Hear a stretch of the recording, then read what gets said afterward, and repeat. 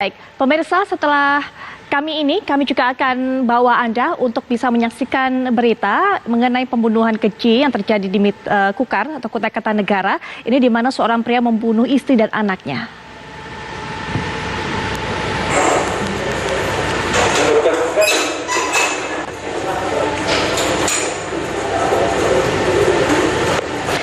Pemirsa, kasus pembunuhan secara sadis dilakukan seorang pria kepada istri dan anak kandungnya yang masih berusia 1 tahun di Kutai Timur, Kalimantan Timur pada hari Minggu 13 Juni lalu.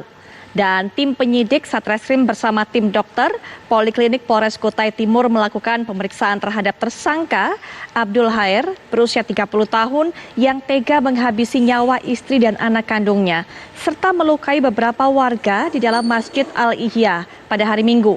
Dokter klinik yang memeriksa kesehatan tersangka menyatakan tersangka sehat secara fisik dan juga secara psikis.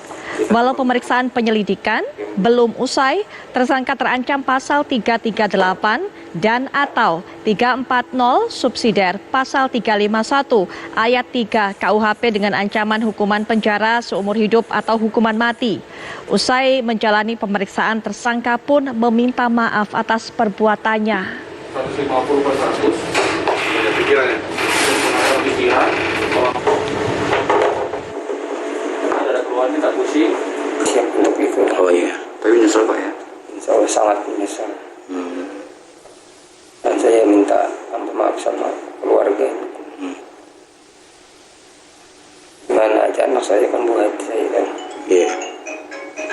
Nah, terus anggapan masyarakat di sana kan Bapak ini orangnya baik, rajin sholat. Nah, kalau tiba-tiba langsung ke masjid juga lakukan menyerang imam masjid di situ.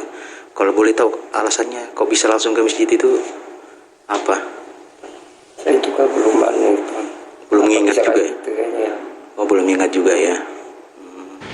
Kita akan dapatkan informasi lebih dalam lagi. Kita sudah terhubung dengan Kasat Reskrim Polres Kutai Timur AKP Abdul Rauf. Assalamualaikum warahmatullahi wabarakatuh. Selamat malam Pak Abdul Rauf.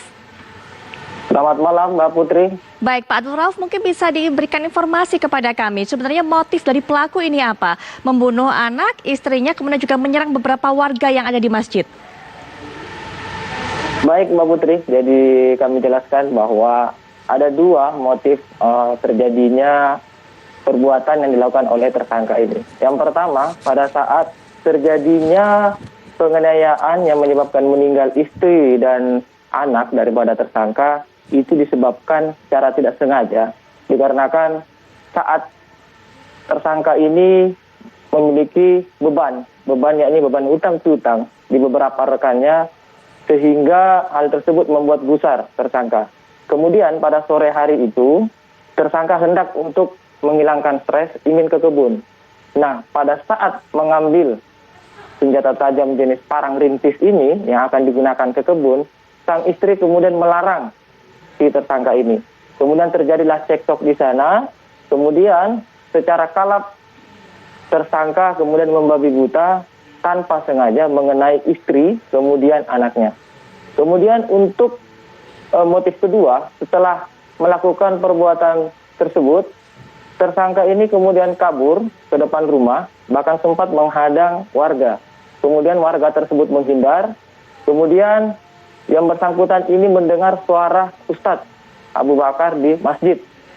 Kebetulan motifnya saat ini adalah bahwa sempat ada perkataan Ustadz yang menyinggung perasaan dari tersangka ini. Kemudian spontan saat itu tersangka langsung menuju masjid untuk berniat menyerang sang Ustadz ini.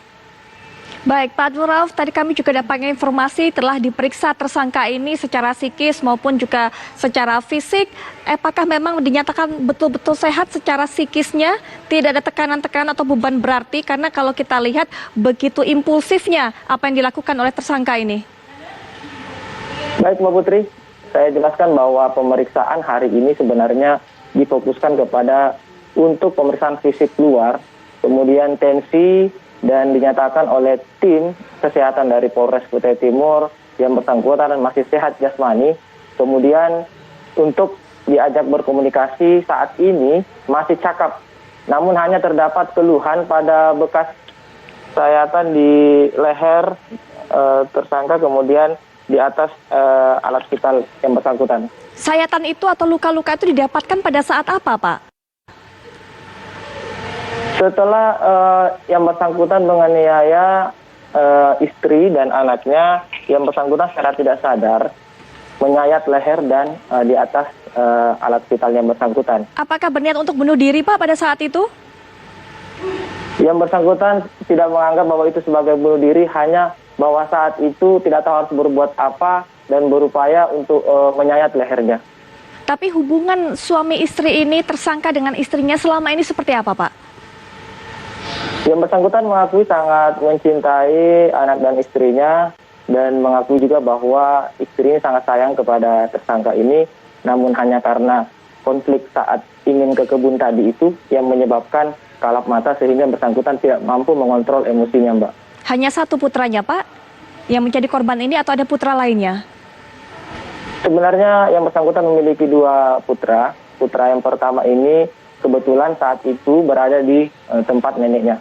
Kemudian yang menjadi korban adalah putra kedua ini yang sedang berada di ayunan saat itu, yang ikut juga kebetulan dengan tersangka ini. Artinya putra pertama ini selamat, bahkan tidak menyaksikan kejadian ini karena sedang berada di rumah neneknya, begitu ya, Pak?